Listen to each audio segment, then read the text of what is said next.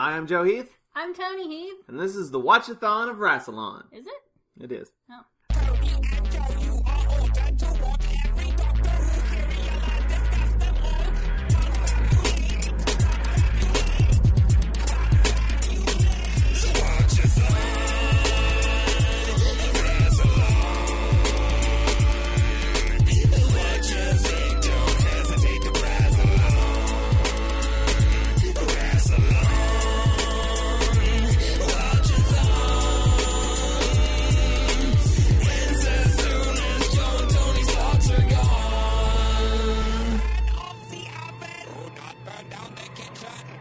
So today we will be discussing the first episode of Season 2, which is the, 9th episode total? Or serial, I mean. It's the Planet of Giants, which consists of 3 episodes: Planet of Giants, Dangerous Journey, and Crisis, which aired from October 31st, 1964 to November 14th, 1964. And fun fact, there was actually originally 4 episodes, the 4th episode being called The Urge to Live, and they decided to combine 3 and 4 into one episode to pick up the pace, I guess. God so bless 'em. we did not. There was actually I read there's a reconstruction. They split it back apart and Why? padded it out to be episode 3 and episode 4. Why on earth why? Just, for funsies. Just to see what it was originally going to be like. Though it was a recreation. It wasn't like like the reconstructions where they have the audio. No, this is like a complete. They got like the actors to record new lines. And they had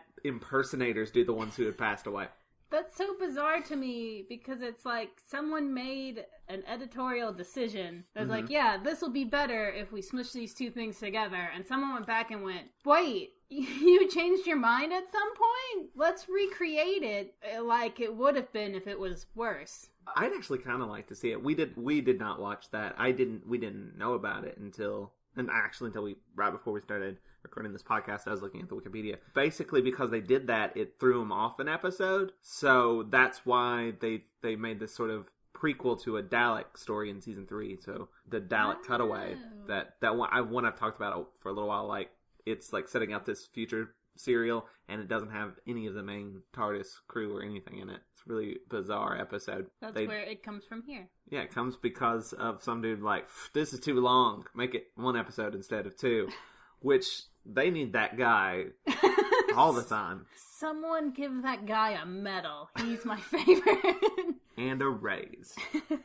So, I have to say this doesn't seem like a typical Doctor Who episode to start your season off with, which apparently was also going to be the first episode or the first serial of the first season, and then it got shifted to now, which I can see why, because it doesn't involve time travel or traveling through space. It's kind of like a weird little what if sort of thing, so I can see why they didn't make it the very first story. It's so good, you guys. When it ended, I was like, that was the best episode of Doctor Who ever. Of all time. There's only one reason why you think that. There is only one reason, and it's because I really like small things, and they were so small the whole time. Everything else was so big. That's what this episode is. The TARDIS crew get shrunk to like, maybe an inch high? That's it. They literally say, yeah, we're about an inch. All of us. They're so small. So let's tell us what happens while I cry. Toni has an incredible love for tiny things. On her birthday, we had a tiny food party, and I bought her tiny things. They were little tiny taco salads, because they were just those scoop chips. Scoop chips. With taco salad in them. And they were so small, they were so cute. And what else were there? There were little hamburger cookies. Yeah, hamburger cookies. And I made you, like, tiny little rainbow cakes. And, I have tiny taco earrings. We had tiny chicken and waffles. We did have tiny chicken and waffles. I just put chicken nuggets on, like, a Eggo. This is, like, I don't know how to explain it, but it's one of those things that just presses my buttons. Toni likes things that are out of scale. I do. I like things that are too big because that means something else is tiny. And this episode was great. I can't say that. The set pieces were awesome. Yeah. They were amazing. And not just because everybody's an inch tall and it's oversized things and I love it. it was actually really well done. The most I really believable like the sink set. The sink set was great. was awesome. Though if you think about it, I know we're jumping way ahead, but the little plunger thing was in the same spot every single time, even like after it's been moved. Yeah, like when they wash their hands, they plug it up and then they unplug it, and it's in the exact same spot.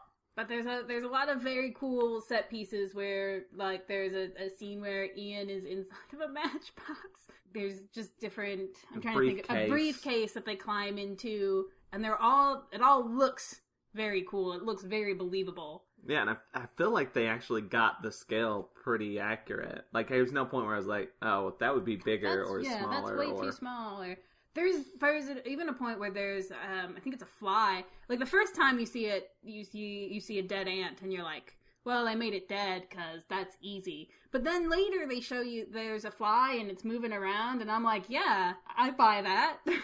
So the episode starts. They're just hanging out in the TARDIS. The doors of the TARDIS start to open before they've properly materialized, which of course is impossible because everything that happens is impossible. This is a little side note, but do the doors look different? They're like jagged now, where I think they used to just be straight. Yeah, I think there's a little bit of a redesign there. I'd have to go back and look for certain. Yeah, I'm not 100% sure. And also, did the Doctor always have a cape, or is that new? He's had one before, because he wore one it was like a major plot point in the Sensorites. Him having a cape? Yeah, because one of the Sensorites was like, you can't tell the humans apart, they all look the same. And he's like, yeah, I can, the Doctor's hair is different. And he's like, and I remember seeing him, I remember seeing his coat. And the Doctor's like, oh yeah, and he coat? Like flips his he cape. Flips his cape yeah. And he's like, I've been wearing this all day. He has worn a cape before, and that's how I remember. Right, so yeah, the alarm's going off, the doors open before they're supposed to, and then we get... The alarm, by the way, is like this awful kind of horn and not lovely cloister bells. Yeah. Like I've grown accustomed to. No, it's not the first time we've heard these alarms. I think it was in the second serial, Edge of Destruction. There was Edge of Destruction, there were alarms, and it's the same kind of just... like a alarm clock. And then the TARDIS appears. I was like, it's clearly a miniature, but it works for this situation. I almost wonder if someone just sat down and thought that. It bums me out that this doesn't look exactly like how we want it to look. We can't really pull off the scale. And it's like, wait, what if that was an asset? What if we wanted it to be that way? And so they've landed, and the Doctor's all worried, and like Susan goes and is like, looks at the fault indicator, and she's like, there's no problem. And the Doctor's like, I don't believe you. Because no one believes Susan. He goes and he looks at the fault indicator and he's like, well, there's no problem. But there's like, gotta be. Susan just said that. There's gotta be well, to be fair, there is a problem. And he's like, and then he apologizes to Barbara for being rude. Okay, so when everything is going wrong and the sirens are going off, the Doctor gets grumpy, because that's what he does. I kind of really like this scene, actually, because there's been a couple of times where things have gone wrong and the Doctor is just like, whoa, you just got awfully intense there all of a sudden. Like, you're being kind of an asshole, no offense. And there's this scene between the Doctor and Barbara where he says, oh, was I being mean just then? I kind of forget the niceties under pressure. I like it because it's kind of, I've given the Doctor shit for being an asshole. And I like the idea that he never really means the things he says when he kind of is grumpy. When he's threatening to throw you off the ship and leave you in the middle of the French Revolution, it's all just kind of noise. And like 5 seconds later, he'll be fine. You just have to wait for him to calm down. That's just how he reacts to being stressed out. So yeah, he apologizes to Barbara, and then he's like, well, I still think there's something bad going on. Let's turn on the TV and see what's outside. And the TV explodes. Because I guess pressure, I don't know. Because of the size, but I don't know how that works. Yeah, the whole thing it takes them almost the entirety of this episode to work out that they're small, which actually happens in a really nice scene because they split up. The Doctor goes with Barbara, and Ian, then like these giant, like weird rocks. Yeah, and Ian goes with Susan, and they cut between the two of them, figuring it out in a way that was really nice. Yeah, like the Doctor's like there's like these pathways in the cracked rock thing. Right, And he's they're like... basically on a sidewalk, and they're, like, inside of a crack in the sidewalk. Yeah, and it's like a pathway of, like, separate rocks. Up to somebody's house. Yeah. And, like, the doctor's like, this looks it seems random, but I feel like there's a pattern, like, there's a mind behind this. So, he sort of clues in that it's, you know, not just, like, a natural formation or whatever. But, and then they come across, like, a giant dead earthworm, which, he's like, this looks like it's from your planet, but it can't be, because it's huge. That would be weird. And then, like, Ian and Susan come across an ant, right? First they find an ant egg, and Ian picks it up, and he's like, they're like, what is it? Like, it's, you know, it's not the shape of any other kind of egg that it should be. And he's like, an ostrich? No, that doesn't make any sense. And then they come across the giant ant, which there's a whole bunch of eggs and ants, and everything's dead. Everything they come across is dead. Which is helpful for, like, yeah, you know, not dying by ants. Yeah, it just have, like, a still prop. But it is a very important plot point as well. Yes.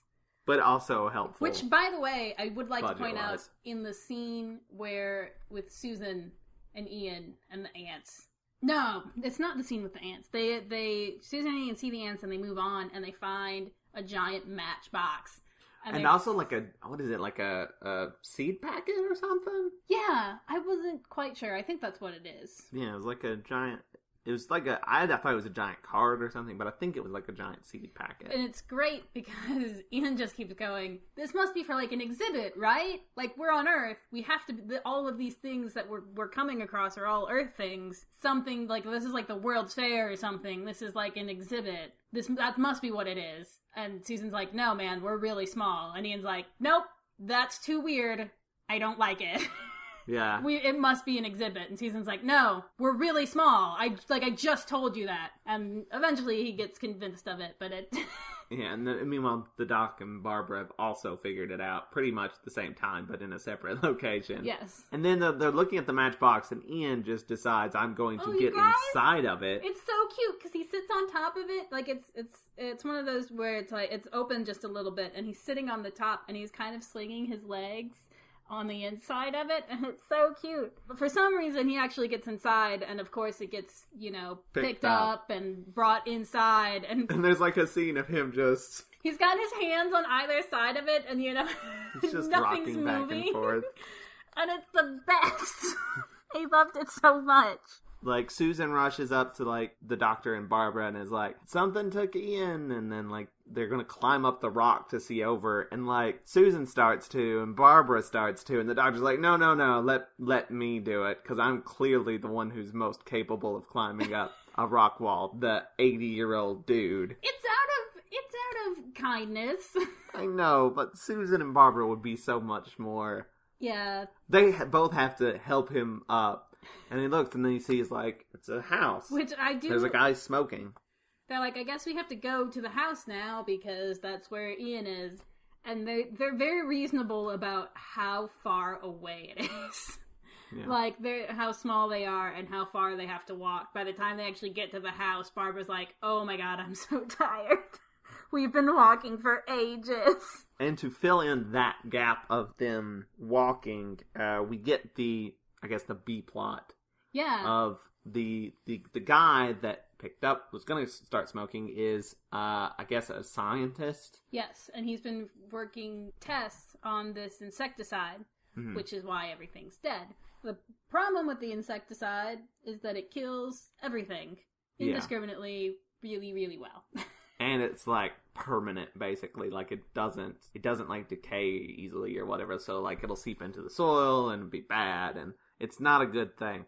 And he's going to write a report about it, and this guy that's, like, trying to sell the insecticide is like, hey, don't write that report, because I want tons of money for this awesome insecticide. And the guy's like, well, I'm not going to do that, because it's bad. And so he pulls a gun on him. Shoots him. Yeah, shoots him. Like, right, shoots him dead. Shoots him dead. What's this say? It says... Falling Beck? Falling Beck. I have no idea. Falling Bee. Sorry, my bad. There's a bee! And it falls right in front of Susan, Barbara, and the doctor. Which, that's something that I kind of like, is the sounds. The, like, sound that the bee makes right before it dies is it's kind of, like, low-pitched. It's like it would sound if you were small, I could only assume. Yeah. But they do that a lot with, when regular-sized people are speaking, and it's just this kind of, like, low, booming sound. Yeah. You never get to hear the reverse of, like... like... No, that'd have been awesome. Yeah. The bee falls, and they also hear what sounds like the sound of a cannon, which is the gun shot. And then Ian just walks in front of the dead guy. I guess they filmed it, like, projected it on a wall or something, maybe. And Ian, like... Yeah, it seemed like it was just, like, a picture he was kind of standing in front of. Yeah, they did it a couple of times with different, like, so they could have, like, real stuff, like the dead guy's face, and Ian walks in front of it. And they did it with a couple of other things. I don't remember off the top of my head what else they did. But for me, that one stands out. Yeah, I mean, every time they did it, it was just, it looked slightly more grainy. Yeah. So that's how I could tell that they were doing that. And then there's a cat as well. Yeah, they kind of finally make it back up to the house. That was actually a little weird. Like, I wonder if that was a cut thing, because, like, just suddenly Ian's back with the gang. Yeah. There was, like, no, like, oh, we found you sort of thing. It was just like, well, no, there's a dead guy. I guess they're you don't really see the point where they're all like, Ian, you're here. They're they are kind of just suddenly back. But they get there, and I think Susan is kind of like, it sure is good that all those things were dead. Otherwise, this might have been more dangerous. And then it's like cut to the cat, and it's like, oh, this is gonna be a problem. And that is the cliffhanger, is a cat. Which is legitimately pretty frightening. That's the end of Planet of Giants, and we're on to Dangerous Journey. Did she say that would have been a dangerous journey? I think so, yes, and then that's the next. That's kind of clever. If that's what happened. So they just stand and wait for the cat to go away? Yeah, no, I mean, it's a cat, so they stand very still. Cats basically operate the same as velociraptors, I think. Yes, obviously. So they stand very still, and the cat's kind of like, well, this is boring. I'm going to go play with that dead bee or something. Or that dead guy. Like, it doesn't take long for cats to, like, eat dead people, yeah. No. It's like a day, isn't it, or something? That's what I remember. It might be 3. Who is it that has that joke that's like, when you wake up in the middle of the night and your cat is kind of staring at you, they're not waking you up. They're testing you for doneness. I think it was a local guy. Or it could have been Cockanain, I don't remember. It was somebody at the Chattanooga Film Festival, though. It's a good joke, and I think about it all the time. If it was you, if it was you, kudos on the joke. Good job. You're not listening to this. No. So yeah, then the team sort of has this discussion, and the doctor's immediately like, yeah, we can't talk to people because we're tiny, and they wouldn't be able to hear us. Yeah, they don't hear them. I don't know if I've seen that before, because generally in these sort of, we got shrunk things, people can still hear people fine. Like, I know I've seen it before. Like Honey, I Shrunk the Kids, maybe, or Honey, We Shrunk Ourselves. There was like a park there for a while. I don't know if there still is, but it was like a Honey, I Shrunk the Kids park, and everything was big. It was like a playground where there were just like leaves you could slide down, and that's all I wanted. All I wanted was to go to there. One day you will shrink to an inch high. That would be amazing! Could sleep in a matchbox. I could ride around in a Hot Wheels car. I wonder if Ant-Man, like in the new Ant-Man movie, like if he can talk to people that are big. Oh, I don't know. That's all I know is that train scene is what I live for. It's the best. It's the best end to any trailer ever. We've been watching Agents of S.H.I.E.L.D. on Hulu. They've been playing that same Ant-Man trailer, like, for the ad every single time. And every single time, Toni just, like, tenses up in excitement for the scene where the bad guy gets hit with the train. The Thomas... It's all intense, because it's a train, and it's gonna run into things, and then they cut it, and it's small, and all the blocks just fall over. You know what? I just kind of realized that's a Thomas the tank engine, right? Yeah.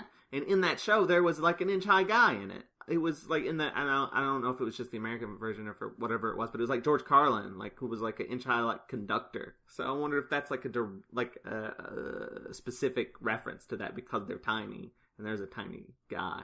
What? No, that doesn't even make sense. Yeah, because Ant-Man, they shrink to small size. No, I mean, he's just tiny because everything else is tiny. What are you talking about? What do you mean? Well, because there was like real-sized adults and then the tiny conductor guy.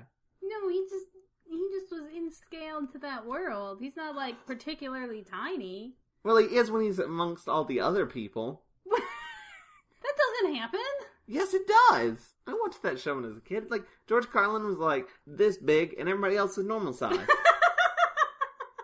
I'm not making this up. I never really watched Thomas the Tank Engine. I'm gonna be honest. I think it was called Small Time Station or something like that.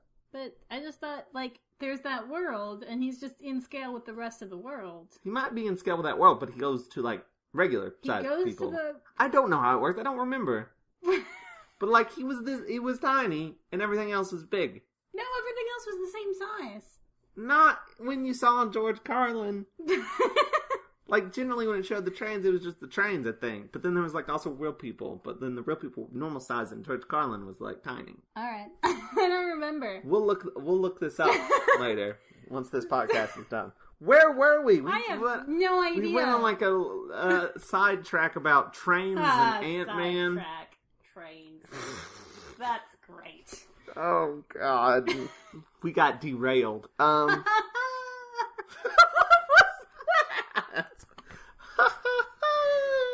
That's Ian. So, meanwhile, back in Big Boy Land. Give me those. No. You're terrible at this. Let me see. In Big Boy Land. In Big Boy Land. The guy who murdered the scientist, another scientist shows up who developed the insecticide. And the dude who wants to sell the insecticide's lying. Yeah, he's like, he basically was going to steal it for himself, so I shot him. And the other scientist is like, well, okay, that's not even a really good lie. Because I can look at this and I can see that it was... But he said he shot himself on accident. Yeah, he said, like, he pulled a gun on me, he was going to steal the insecticide, and then we struggled, and the gun went off. And he's like, no, it didn't. He was shot from a distance. I can tell that. And I'm not even, like, a ballistics expert. I'm just a scientist who made an incredible insecticide. That's my exposition. But still, he's going to, like... He's going to help cover it up, basically, because... They're going to get rid of the body. This is a murder B-plot. Like, it's not important.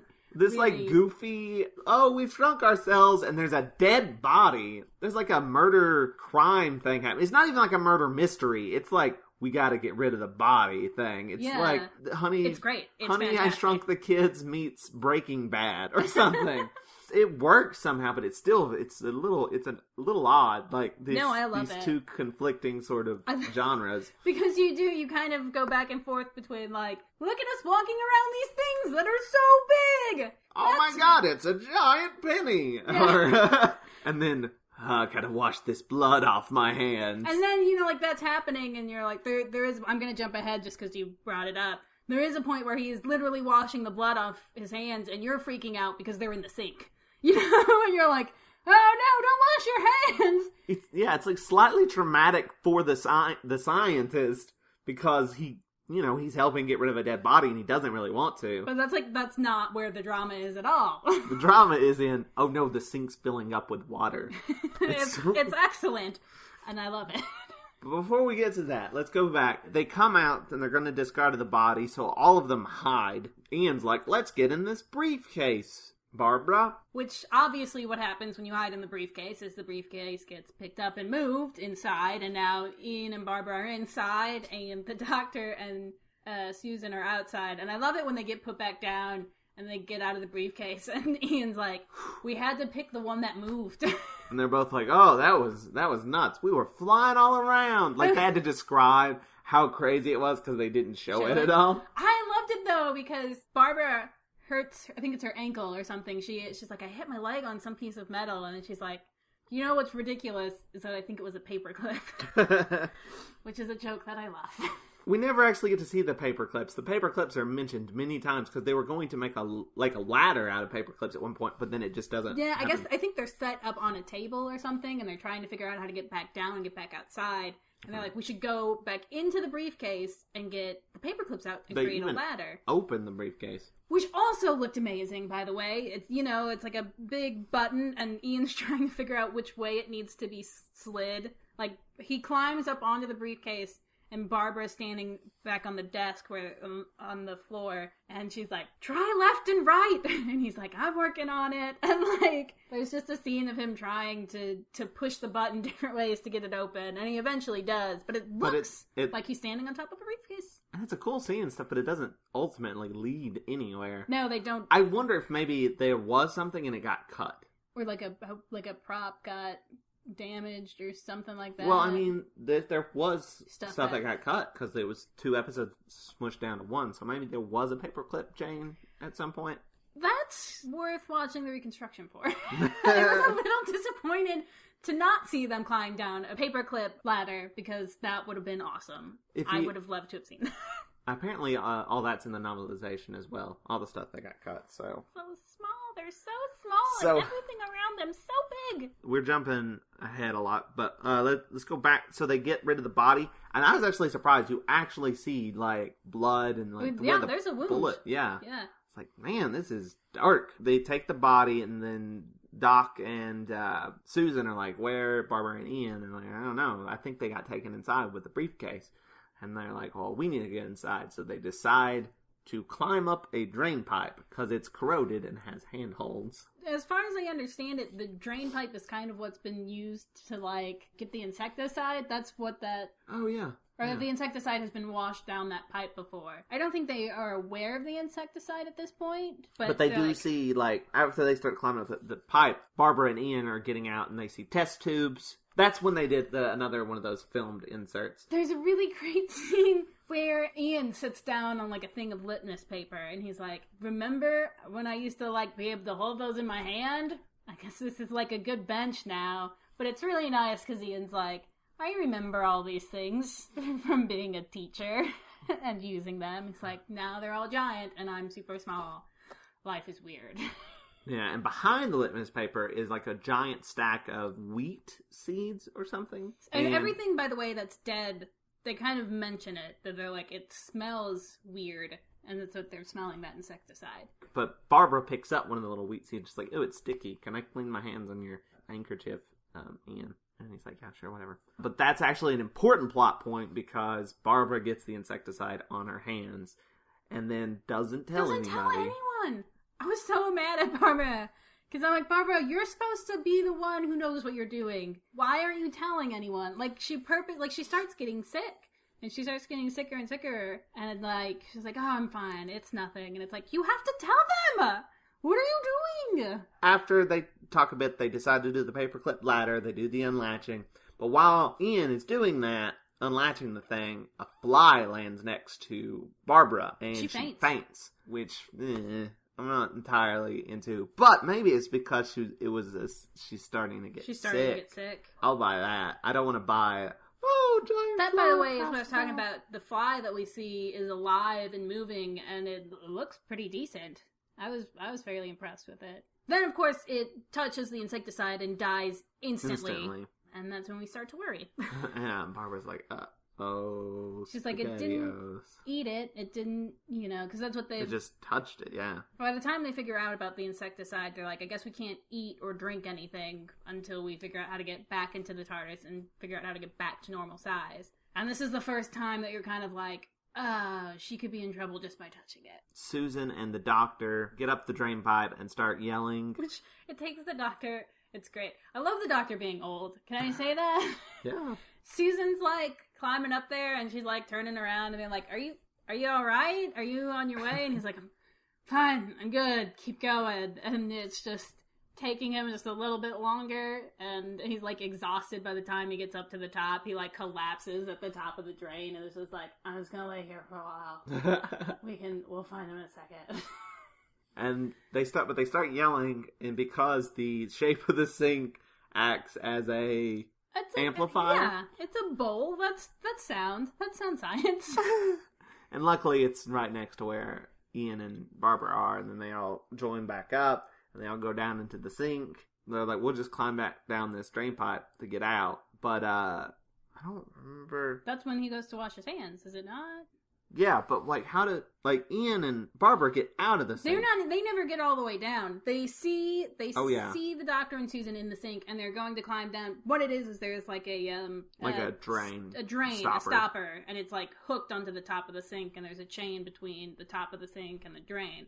So they start to climb down to get to Susan and the doctor, and that's when the scientist who's been cleaning up the body, which I don't think cleaning up the blood on like the where the body was. I don't think the other guy helped at all. The greedy jackass. Oh no, he didn't. That's so rude.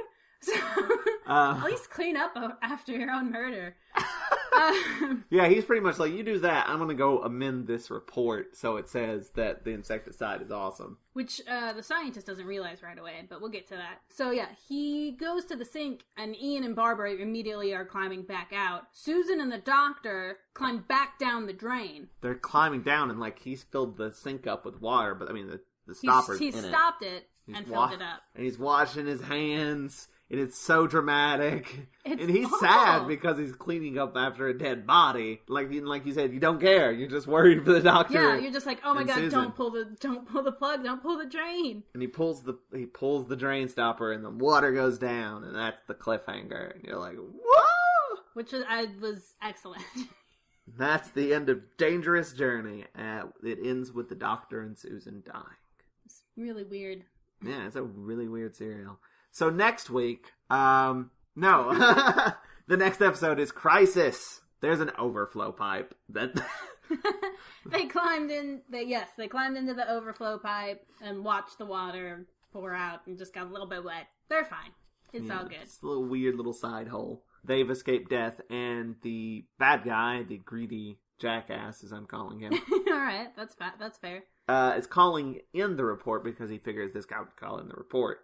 It wouldn't just send it, I guess. I don't know. Yeah. But he's like putting he puts a handkerchief over the receiver and is like, our sound totally different now. Yeah, it's bad connection. Sorry. This sounds awesome. But like the switchboard person who switches him over is like, that doesn't sound like him. That doesn't sound like him at all. This plot is being basically resolved with little to no influence from Team TARDIS at this point. Too little. I think they do something at some point. Yeah, they will. We'll get to it. But it's very heroic when it happens. They find a notepad, Team TARDIS, because they've decided like we need to do something about this insecticide. We can't just bolt. Which they don't figure it out through. I mean, like it's not like they overhear it because they can't hear any words.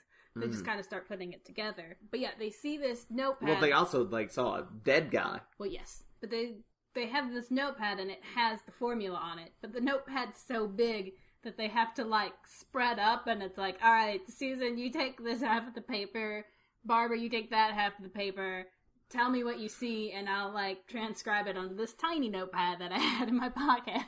Yeah. And it's awesome.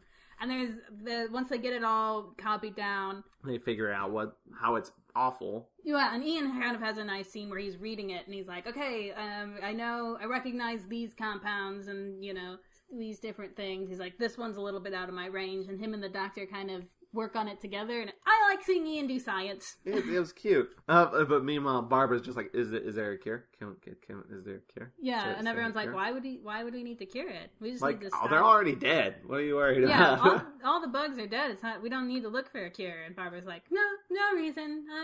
Just ask him for a friend. So they decide we'll try to call someone. The police or whatever, get them over. Maybe if we all yell loud enough into a telephone, if we can prop the receiver up, we can understand us. Yeah, we'll get somebody over here. Which the scene for it is fantastic, first of all, because giant telephone. It's great. But they're going to put these corks. They grab giant corks. I really like this scene. Yeah. They grab the corks and they have to I think it takes two of them to lift up the receiver, and then Susan shoves a cork underneath, and that's how they kind of get the telephone lifted up enough. The switchboard thing, and they all start yelling into it, but it doesn't... They can't hear. They can't hear, so... But, I mean, it does lead to something. So, yeah, their initial plan technically doesn't work. At this point, has Barbara finally come clean? No, she's about to, but, like, she's really sick, and, like, she passes out. Yeah, and, like, they're all working together to move this telephone and these corks. Like, they have to, like, climb up and pass them up to each other. And Barbara has to, like, sit out of it because she's just too sick. And I feel like, I think at this point, they're like, yeah, they figure it out. Yeah. And she's like, well, we'll have to get back to the TARDIS and fix you up. And this is when Barbara's kind of like, no, we're not going back to the TARDIS. We have to stay and make sure that this insecticide thing gets solved before we go back. Ian's like, no, we're going back to the TARDIS. You're sick. Barbara and the doctor are kind of like, look, you can't stop her. Barbara's gonna do what Barbara's gonna do. We just have to help. So they decide, let's start a fire. Burning down the house. I did that joke last episode. It's just as funny. By that, you mean not at all? I mean, I love you. So yeah, they're gonna start a fire. There's like a gas spigot thing, and they have the matches. they have a match, and Ian and Susan basically take the match and have to run as fast as they can along the box. Like a battering ram. And they do it the first time and it doesn't work, and the doctor's like, well, that's all wrong. You gotta do it this way. And Ian, who has just, like, ran the width of a matchbox holding a match in his hand, which all of these things are much larger and much heavier, is like, okay, well, have you ever tried to do this? No, so shut up. Like, that's basically the scene. Right, and what they're gonna do is, like, it'll just, like, start a little flame thing going, and they're going to explode this can. There's a can of the insecticide not far from the gas spigot. Like, they don't have to move it, so that was terrible. That's some terrible safety precautions on their part. Yeah, but, convenient. Meanwhile, the bad guy's like, something's wrong with the phone. It's been off the hook. The switchboard person has, like, called the police and been like, something isn't right here. Someone's pretending to be this guy. I know it. And so she calls back with the police officer listening in and basically convinces the police officer that this is not the guy that's supposed to be. Because he answers the phone, like, just as himself. And they're like, oh, where's the scientist guy who you killed? I don't remember his name. And he's like, oh, hang on a second, I'll go get him. And then puts a handkerchief over the phone and is like, hi, it's me, the other guy. Like, he doesn't even make that much effort that I just did. Yeah. He sounds exactly the same. And she's like, see, it's the same guy. And the police officer's like, I'll go check it out. So he does. In the meantime, they've got the thing lit. They have exploded the can. No, they have not exploded the can yet. They've got it lit. They're it's lit, and they're getting away because it's going to be like a huge explosion for them. Yes. But there's going to be like shrapnel, like giant chunks of metal. The scientist finds out the insecticide's bad. Because the scientist, up until this point, the second scientist who's covering, he's worked to develop it. It's his life's work. And what he basically wanted was basically just to be able to feed people. He's like, it'll protect food, we'll be able to make more, and less people will go hungry. And it's not until the very end where he eventually sees the original reports that says how harmful it is, that he really gets clued into what's been going on. Right, but then he's like confronts the guy, and they get into like a bit of an argument, and then the jackass pulls a gun on him, and they're going to go back to the lab. I don't remember entirely about, but like he's taking him there. Like maybe he's going to take him out too, or something. It's unsure of what's going on. But they get in there, and as soon as they get in there, the can explodes, hitting jackass in the face. Right in the eyes.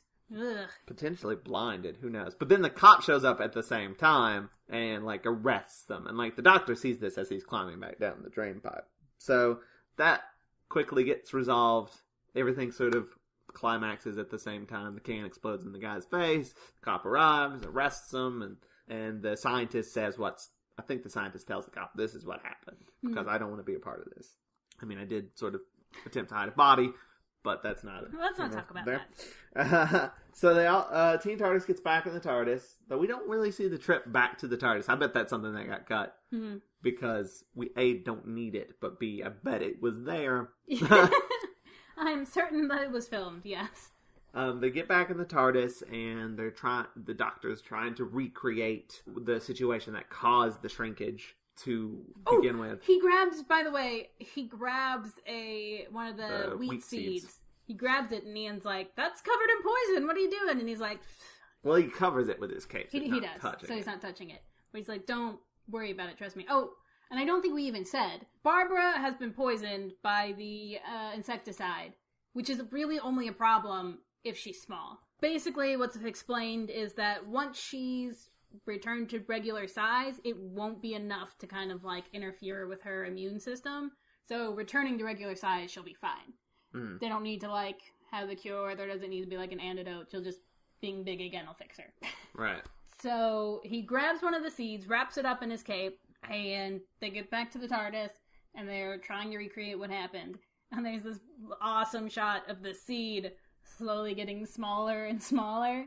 And then Ian's like, it completely disappeared. And like, the Doctor's like, no, come on, Ian, think. It's just tiny. It's just small again. It's just the size it's supposed to be. Come on. And then he shows him, and then Ian's like, oh, it's alive! No. No. But Barbara's fine. Now. So they completely foiled the plot of the murder by making a failed phone call. That's pretty much it. Well, the fire helped. The fire helped, but the police officer would have been there anyway. That's true. It would have. It just helped a little. Then they're like, they land somewhere, I think, and they're like, where are we? But they can't see because the TV's been destroyed. The TV exploded. That's the cliffhanger for Planet of Giants. Oh, so good. Good episode. I mean, I am aware that a big part of my enjoyment of this episode is just the set pieces and it being an idea that I really like. It's not like this is like the best written or the most interesting episode of Doctor Who. It was just bound to be my favorite. The set design was amazing. Without a doubt, that was something that was really, really good. Like, there was no moments where I felt like disconnect between the actual size scenes with the scientist and Jackass and the tiny scenes. Like, it felt seamless. Everything worked. And there wasn't ever a moment either, like you said, where it's like, that's out of scale. Like, yeah, it's a smaller version of it, but it's not, it's off. Everything was, and even the scenes where, like, you've got Ian standing in front of the dead body, and us watching it, we're like, yeah, that isn't the most effective thing ever. It's still really impressive. Yeah. Like, to me, with the resources that were available, that looks great. And, like, the designs of, like, the oversized props are all great. And they matched... And they match the normal size props too. Like when you see, well. You know, because like the dude's smoking a cigarette and he's about to pick up the matchbox and you're like, oh no, Ian's in there. But like the matchbox looks the same as the giant matchbox and everything looked really seamless. There's never really a kind of jarring moment, I feel like, where you're like, that's not really where they are. Or there's nothing that kind of takes you out of that. They're all in install. They're all in install the entire way through, you know? And it's great. They're so small. I could have picked up Ian and put him in my pocket. Like, if there was any complaint I'd have is, like, maybe they could have tied the two plots together a little bit better. Yeah. Like, had more of an influence. I'm not entirely sure how, but, like, maybe be a little more involved in defeating the bad guy rather than their failed plan just happened to kind of have a weird side effect. I don't know. I mean, I thought it was great. Like, it was weird having a murder plot, but... I loved it. Like I said, yeah. I absolutely love cutting back and forth between this kind of... And it's the A-plot. This kind of goofy, silly, exploring the world while being tiny. And look at all these silly props and stuff. And cutting back to, like, this murder. And this very serious thing. And it's not the serious plot. It's kind of the B plot. It's kind of the background, and it's not just like, oh, we killed a body, we gotta get rid of it. Like, there's like detailed plans. Like, well, he said he was going on this boat cruise after he did this. We'll just take him on the boat. We'll have that time. We'll turn over the boat, and like it's like this whole they come up with this whole plan, and it's like pretty detailed and like figured out, and it's just like, this is weird. Like, to be up against this, honey, we shrunk the TARDIS. I think it's great. I think I like that kind of balance. Like I said, I was telling somebody about it that I was like, I love that someone has killed someone and they're like going to wash the blood off of their hands and you don't care because you're really just worried about the people on the drain in the sink. But I mean, I still sort of care. So, no, it's not that you don't care about that plot. Yeah. It's just like when that's not the biggest thing happening in the story. Yeah. Like, it works on one level and on a completely different level, you're like, oh no! Yeah. It's great. It's like a mundane... in a normal story, it could have just been a mundane, oh, I'm gonna go wash my hands. But it also has this added layer of, I'm washing blood off my hands. So, like, there's more there than there could have been. I mean, it could have just been a typical we're in a house situation, but like you had this added layer of like a murder story, so like a crime story, which is kind of cool. B plot wasn't there, it could have been just kind of a silly, goofy episode, which I would have still loved. But it's nice. It's nice that there was some extra thought into yeah what else could be happening that would be interesting. Yeah. I don't know if necessarily it's a great season opener necessarily. Disagree. Well, you like it. I think we should do that with every Team TARDIS. I want to see how they deal with being 1 inch tall. Every single one of them. Oh, no. Oh, that'd be so great. Well, I mean, here's the thing. So they don't know where they landed, right? Mm-hmm. But I know where they landed. Where? Well, it's in the title of the next serial. Because the next serial is the Dalek Invasion of Earth. What? Bum, bum, bum. Tune in next time. I keep wanting to say week. It's not. It's every other week. Yeah. Tune in next every other week. Wait.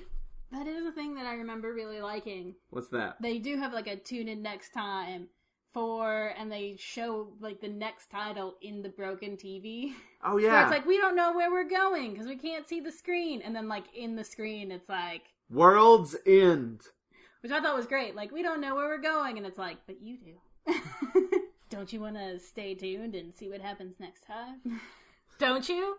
Don't you wish your girlfriend was... No, wait, what are we doing? We're signing off. Oh, we're signing off. So yeah, tune back in and we'll be talking about the Dalek Invasion of Earth. With special guest Jez. This episode's kind of short. It's like a regular podcast shrunk down. Oh no, imagine if we were only an inch tall. Or a cat would eat us.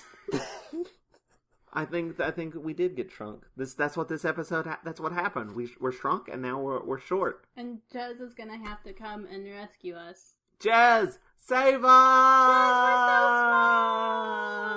Jez, we're so small. Bye. That was dumb.